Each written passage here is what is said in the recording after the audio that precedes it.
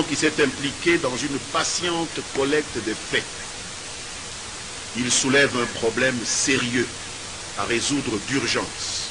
dans la synergie entre États de la région des Grands Lacs dans leur lutte contre les forces négatives. Une chose est indéniable, le territoire du Rwanda a servi à la préparation et à la perpétration d'une conspiration qui, après avoir commencé comme une simple mutinerie, évolue dangereusement vers un schéma de rupture de la paix entre deux pays de la région des Grands Lacs. Ce déplorable développement a été au centre de toutes les réunions bilatérales entre experts congolais et rwandais qui se tiennent depuis quelques jours. Le gouvernement congolais dénonce la passivité, ou plus, des autorités rwandaises face à ces atteintes graves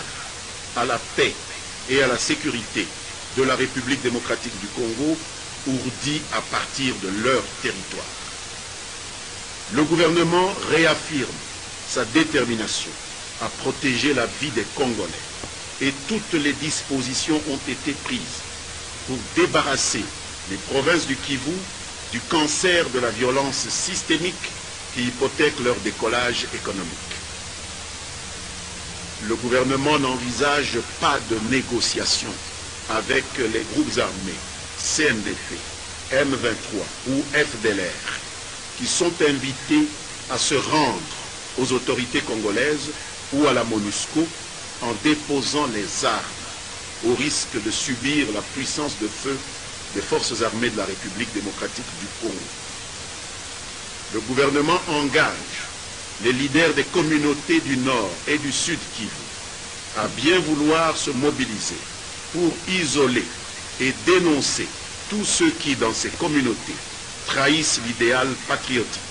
en se faisant les instruments de la déstabilisation de leur province et de la République démocratique du Congo.